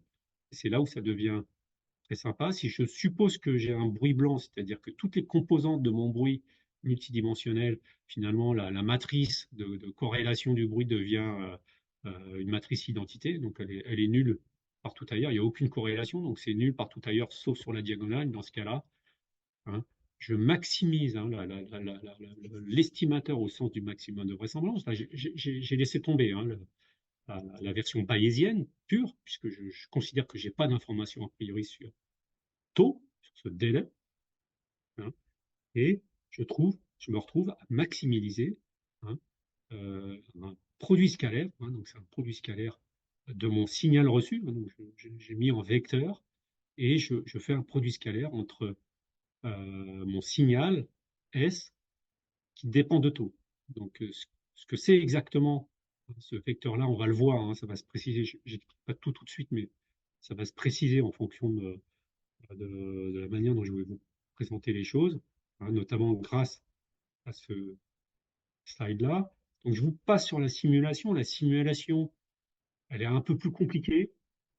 Hein, c'est pour ça que je ne vous la présente pas, parce que c'est un peu plus compliqué, parce qu'il faut générer beaucoup de données, des signaux, mais elle est schématisée sous cette forme. En bleu, vous avez ce que j'ai appelé le bruit. Hein. En rouge, vous avez le signal émis par la chauve-souris qui est décalé d'une valeur de paramètre. Là, j'ai pris 100 millisecondes, hein, donc j'ai une fenêtre de 100 millisecondes. Je considère que la chauve-souris écoute pendant 100 millisecondes après qu'elle a envoyé son taux, et l'écho revient dans une position qui m'est complètement inconnue. En plus, complètement noyé dans le bruit. J'ai pris des cas assez, assez, assez favorables, hein, assez défavorables en termes de compréhension, et j'applique hein, ce que j'ai vu avant, j'applique ce fameux produit scalaire entre mon observation et le signal de taux. En fait, qu'est-ce que c'est que mon signal de taux? Donc, je vais le reproduire en fonction de taux. Hein. Et ici, c'est-à-dire que je prends mon signal bleu et je le multiplie à mon signal rouge en le faisant varier de 0 à 0,1 milliseconde à chaque échantillon. Et j'obtiens la fonction du bas, qui est ce qu'on appelle une corrélation entre le signal émis hein, et le signal reçu, hein, qui est largement bruité. Hein. Le signal reçu contient le bruit plus le signal simulé à une certaine date, et je corrèle tout ça avec une copie hein, du signal que je connais. Hein.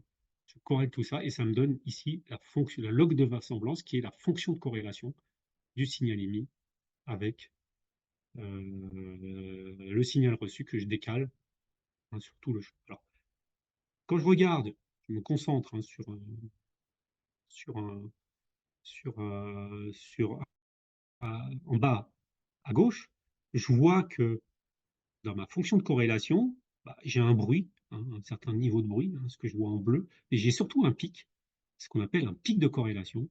Hein, lorsque mon signal hein, de corrélation était positionné à cet endroit-là particulier, bah, l'énergie de corrélation, hein, elle a soudainement augmenté, et c'est cette fonction de vraisemblance, en fait, quand je prends le max, j'estime en fait la position du signal qui est noyé dans mon bruit.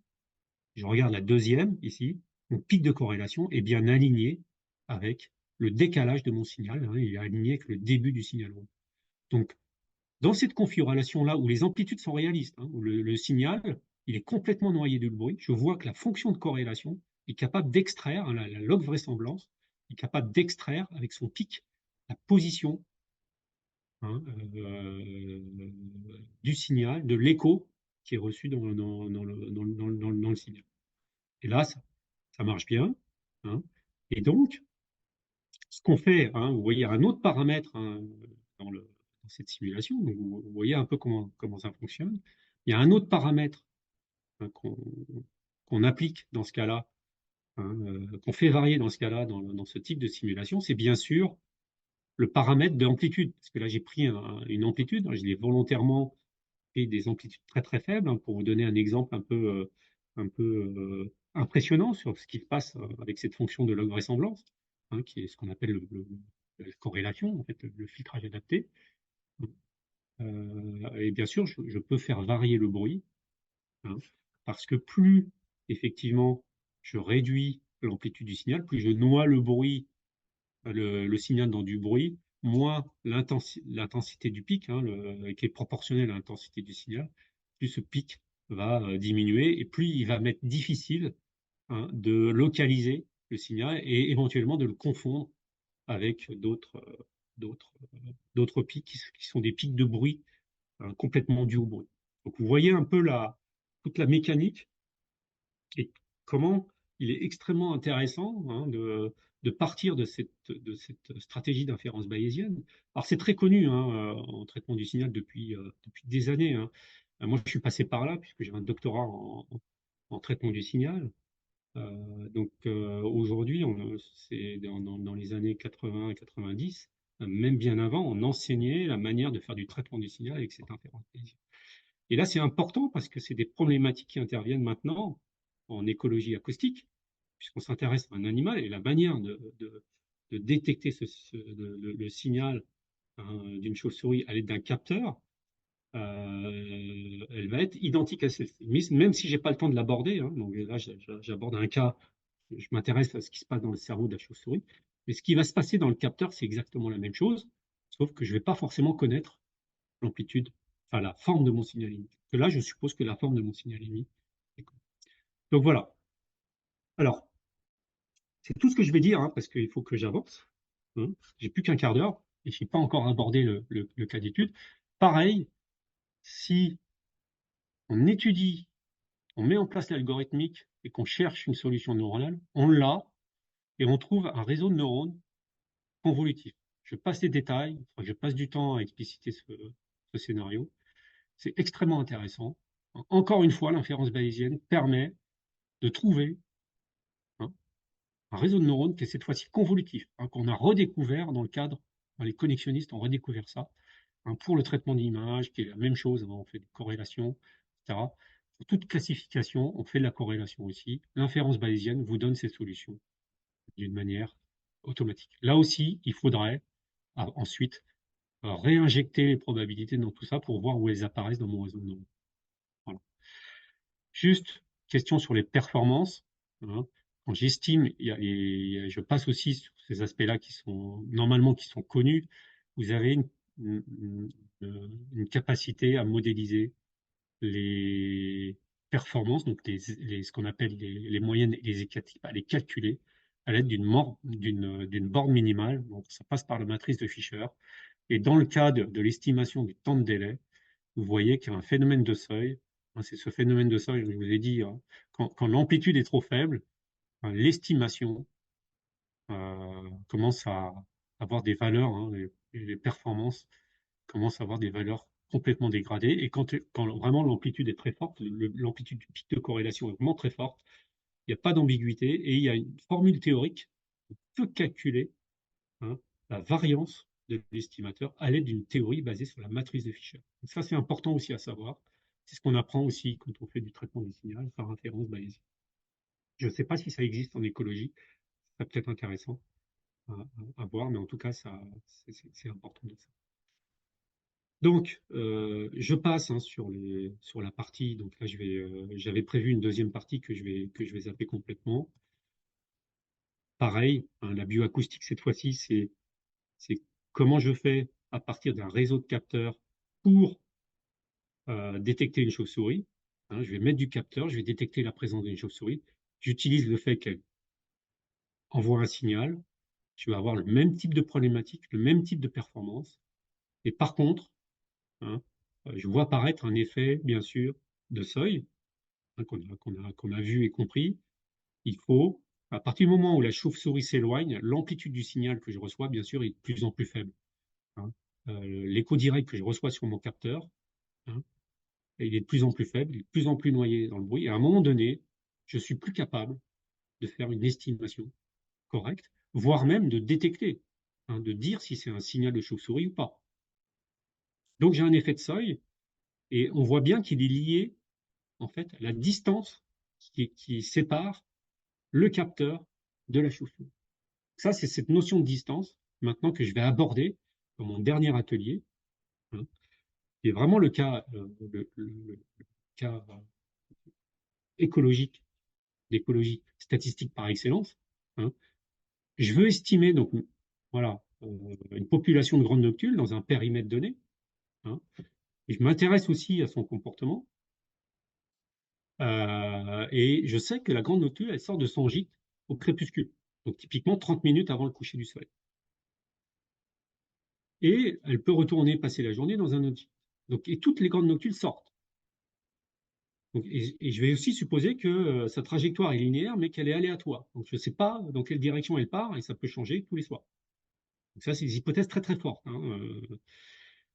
Et là, normalement, dans ce type de modèle, on a une discipline qui s'appelle en écologie statistique, qui s'appelle le distance sampling, que j'ai essayé, hein, d'intégrer, hein, dans nos activités associatives, hein, parmi les groupes d'ingénieurs, et ça s'avère extrêmement difficile. Hein, je ne sais pas s'il y a des utilisateurs là, de distance sampling dans l'écoute qui utilisent ce genre de technologie. Hein, c'est quand même un peu difficile à comprendre, à modéliser, c'est difficile à, comment dire, à faire évoluer, et c'est très peu appliqué dans le domaine des chiroptères. Il y a très peu de publications, comme on va le voir, hein, très peu de publications. Donc on s'est dit, bon, ok, on oublie le distance sampling, hein. Alors on laisse tomber l'utilisation des lois de la mécanique statistique, on applique une stratégie d'inférence statistique à l'aide d'un modèle. Ben voilà, le modèle, il est là, hein. Donc j'ai un périmètre d'étude, j'ai des gîtes que je connais ou je ne connais pas, habités ou non, et j'ai un certain nombre de gîtes habités par des chauves-souris, et 30 minutes avant le coucher du soleil, elles sortent, et je vais mettre des capteurs, hein, dans ma zone. Donc, comme je l'ai vu, hein, chaque capteur a une distance de détection, donc j'ai un rayon de détection que je connais, donc ça implique un certain nombre de choses, hein, de connaissances a priori sur la problématique, notamment sur les sons envoyés par la grande noctule. C'est pour ça que c'est complètement lié à ce que j'expliquais avant, mais là, j'ai pas le temps de tout voir en détail. Mais en tout cas, mon modèle, c'est le suivant. Donc, une chauve-souris, elle va partir dans une trajectoire, je ne connais pas l'orientation, donc elle part de manière aléatoire, et tout d'un coup, elle va traverser le champ de détection, et je vais enregistrer, je vais compter, hein, quand une chauve-souris traverse mon champ de détection, je le vois, hein, sur mon capteur, et je fais un comptage, simplement, je compte, bah tiens, il est passé une chauve-souris. En passer, passer 2 fois, 3 fois, et il peut y avoir donc la chauve-souris, une chauve-souris ne passe qu'une fois dans un champ de capteurs, mais on peut imaginer qu'il y a beaucoup plus de capteurs, elle peut traverser plusieurs zones de capteurs et détecter plusieurs fois. Donc, voilà mon modèle, hein, très simple, hein. Pour commencer, il faut bien commencer par des choses très simples, qui rejoint un peu les hypothèses du modèle du distance sampling, qui est un modèle de gaz parfait, avec plein de populations, avec des densités, des mouvements complètement aléatoires. Donc on n'est pas loin quand même du modèle du gaz parfait. Voilà. Donc de nombreuses hypothèses, hein, pour aller dans ça je l'ai déjà dit, je crois que j'ai un problème désolé, dans ma présentation. Voilà. Donc, en fait, pour simuler tout ça, je fais un peu de géométrie, hein. Euh, je, comment dire, je cherche les conditions, hein, quand une chauve-souris sort de son gîte pour qu'elle traverse ma zone de détection ici. Donc, j'ai des lois géométriques, hein, qui sont relativement simples, hein, puisque en fonction, hein, de l'angle, hein, je peux calculer une probabilité que ma zone soit détectée par, dans mon modèle, comment dire, de distribution des chauves-souris. Et ça lie, hein, la position relative du capteur par rapport, au gîte, et notamment aussi par rapport à ce qu'on appelle l'angle ici, qui est important dans la probabilité de détection du capteur par rapport à un individu donné. Donc bien sûr, ma simulation a généré plusieurs individus. Alors, le problème, c'est que là, je suis quand même bien embêté, puisque quand je dis le nombre de contacts par capteur, donc j'accumule, hein, si j'ai plusieurs capteurs, j'accumule, je mets toutes mes observations dans un seul vecteur, hein, et j'essaye de relier ça à une fonction qui dépend de la densité de mes chauves-souris. Là, ça devient très, très problématique. Pas de modèle, pas de modèle. J'ai bien posé un modèle aléatoire, mais j'ai pas de fonction qui me lie la densité au nombre de comptages que je fais sur mes capteurs. Donc, pas de probabilité directe. Donc, je ne peux pas construire d'estimation. Pas de probabilité inverse non plus. Je ne peux pas construire et je ne peux pas maximiser de log vraisemblance parce que je n'ai pas de modèle probabiliste. Donc, la seule possibilité là de s'en tirer, c'est de faire de la simulation. Ça, je peux en faire. Je vais faire des tirages, un certain nombre de tirages aléatoires. Donc, je vais définir une zone, je vais positionner des capteurs avec une position connue. Je vais modéliser tout ça. Je vais aussi générer un nombre n donc, de grandes noctules dans ma simulation. Donc, dans ma simulation, je vais faire une simulation avec des tirages aléatoires sur une grande noctule, deux grandes noctules jusqu'à un certain nombre pour couvrir toutes les possibilités de mon espace de probabilité. Et je vais résoudre, dans ma simulation, je vais regarder si, je vais choisir un sens de direction d'une manière aléatoire, tout ça est aléatoire. Donc une chauve-souris, elle va partir aléatoirement, non seulement sa position va être aléatoire, elle va se répartir d'une manière complètement uniforme dans mon espace d'étude. Donc c'est une loi random, c'est du random sur X, random sur Y, et j'ai du random aussi sur la direction. Donc, je randomise tout ça et ça me donne un modèle aléatoire. Donc, finalement, ça va faire varier le nombre de détections. Donc, j'ai bien une observation qui est aléatoire. Je n'ai pas le modèle, mais dans ma simulation, je vais pouvoir les générer quand même. D'accord? Et donc, voilà ce que ça donne. Quand je fais, donc là, j'ai pris une zone de 1000 mètres x 1000 mètres. Je regarde le temps lorsque je vais réussir à finir, je pense, ce qui est une performance.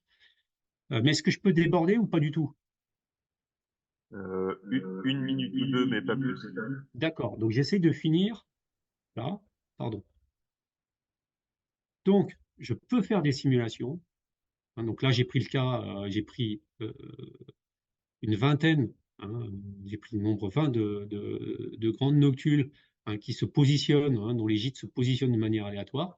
Elles sortent toutes à un moment donné, et j'attends suffisamment longtemps pour que elles se sont sorties du champ. Donc, je n'ai pas d'effet de bord aussi. Je suppose que c'est vraiment des hypothèses très simplificatrices. Je n'ai pas d'effet de bord.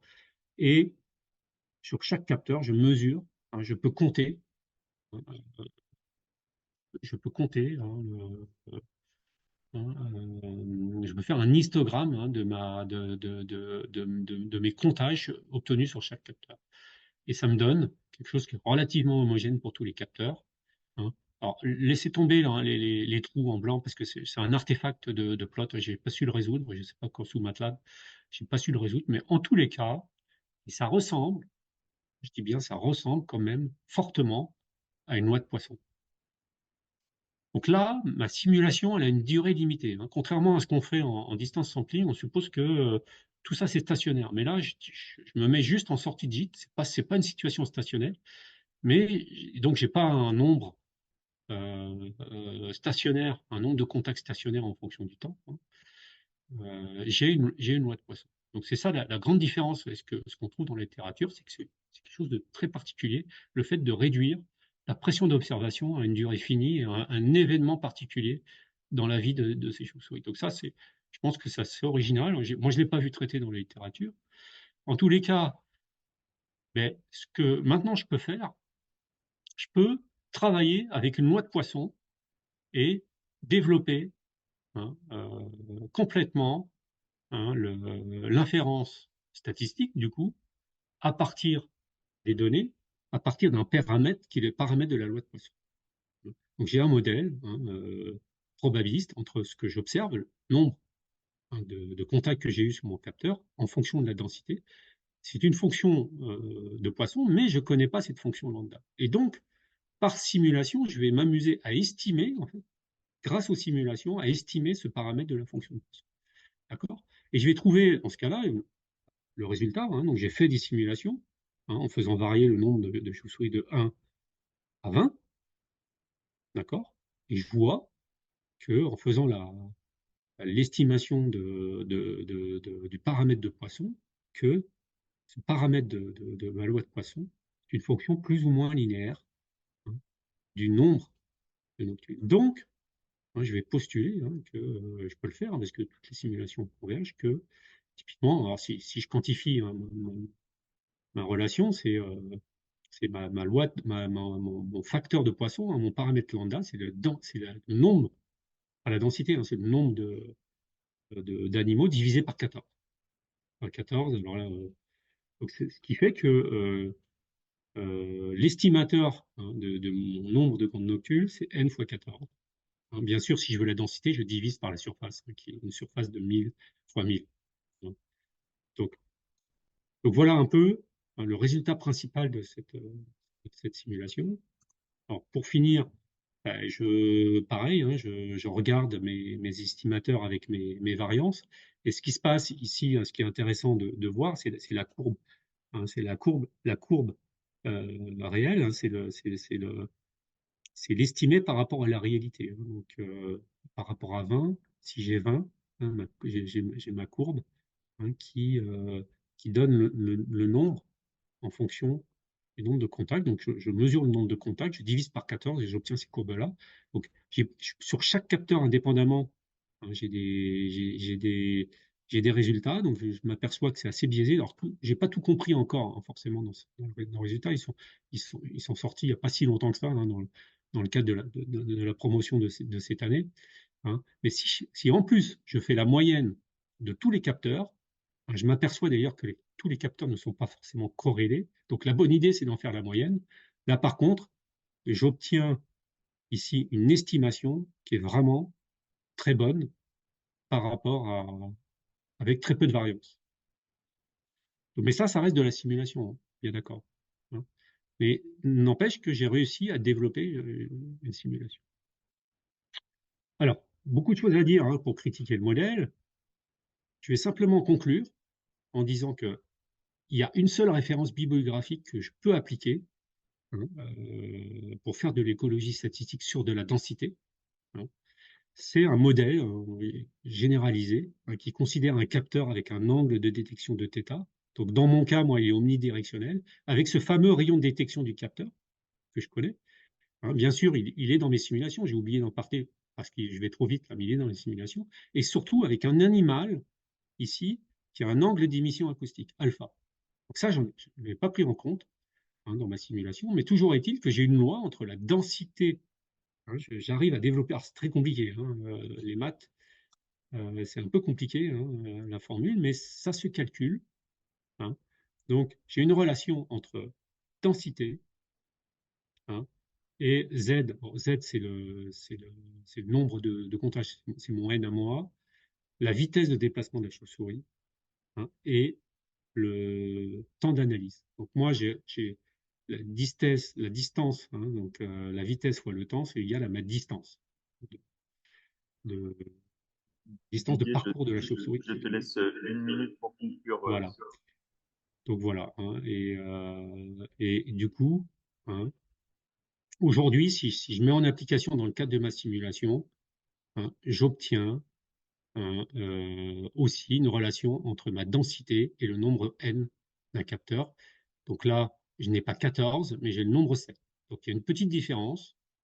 Donc c'est en cours d'investigation, mais ça conclut en fait mon atelier, je m'en excuse, qui a été un peu de plus en plus précipité au fur et à mesure que j'avançais et que le temps passait. Je parle trop, ça je sais. Mais voilà, on a parcouru l'ensemble de l'activité, qui sont complètement, je pense, élémentaires, parce qu'il faudra aller plus loin dans les hypothèses, aller plus loin dans la connaissance du signal de la chauve-souris, dans les algorithmes, pour améliorer la performance des capteurs, etc., etc. Donc tout ça, tout ce chantier-là doit être conduit, à mon sens, dans l'idée d'améliorer tout ce qu'on fait en écologie statistique, parce qu'au final, on fait aussi du terrain, on déploie des capteurs, et on va se confronter à cette difficile question, quel est le nombre de noctules que j'ai dans mon territoire? Il y a une seule référence, hein, qui a appliqué les résultats théoriques précédents et, pour les chauves-souris, hein, donc ça date de 2020, c'est très récent, mais c'est vraiment la seule que j'ai trouvée, hein. Bah, j'ai pas le temps je savais que de toute façon, j'aurais pas le temps d'en parler, donc j'ai pas prévu d'en parler. Et là, ça devient vraiment intéressant d'aller fouiller, hein, ces articles et de voir, hein, donc ça c'est favorable dans le sens de l'utilisation de ce type de formule. Donc c'est quelque chose, c'est un aspect positif. La théorie et ma simulation ne sont pas si éloignées que ça. Bon, il y a un facteur 2, ça peut être important, mais c'est mieux que rien. Il faudrait fouiller et surtout valider ça sur le terrain avec des études qui sont quand même relativement sophistiquées. Je vous remercie, hein, pour votre attention. C'est tout ce que je voulais vous présenter. Alors, il y a plein de choses d'autres, mais c'est un peu l'esprit, hein, dans lequel on travaille, hein, en utilisant d'une manière systématique la règle de vague et en allant jusqu'à l'implémentation, hein, en termes neuronaux. Alors, Merci beaucoup. C'était